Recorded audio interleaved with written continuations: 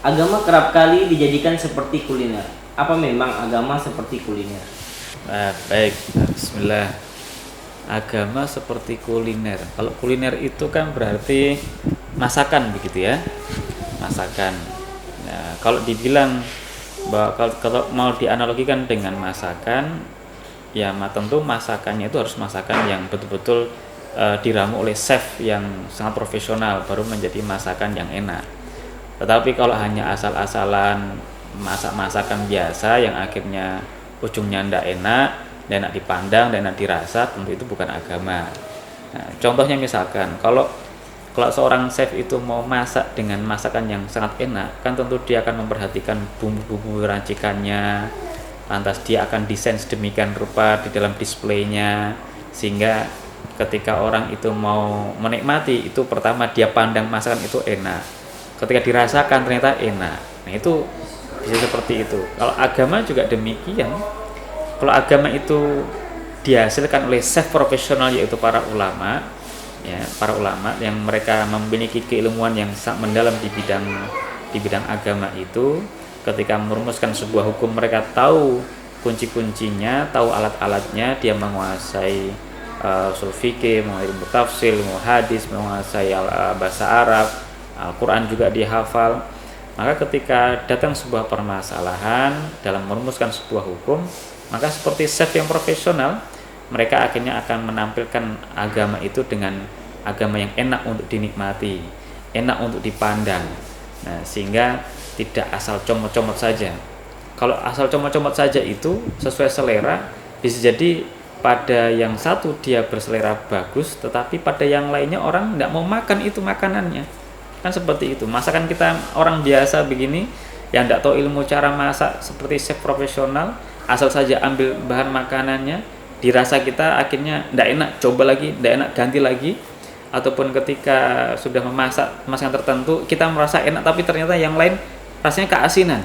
Nah, cara pandangnya bisa jadi berbeda karena tidak memiliki resep yang baku. Nah, kalau agama juga demikian.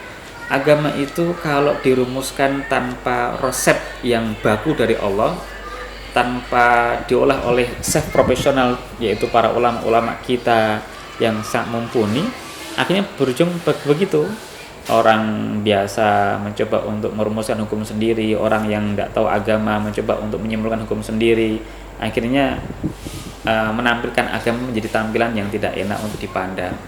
Ketika orang itu mau berinteraksi dengan dia, akhirnya juga tidak enak untuk dilihat, dirasakan. Bisa jadi dia diterima di komunitas itu, tetapi pada komunitas yang lainnya sangat tidak diterima, bisa jadi demikian.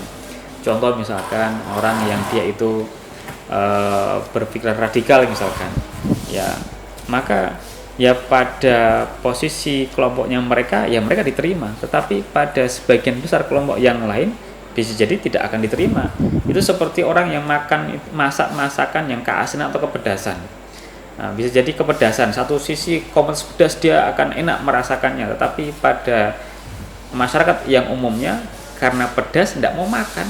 Nah seperti itulah agama kita. Kalau mau dianalogikan seperti kuliner, bisa seperti kuliner tapi harus diramu oleh chef yang profesional, ingredientnya jelas, lantas SOP di dalam memasak agama itu jelas, itu datang dari Allah Subhanahu wa taala dan para ulama-ulama kita.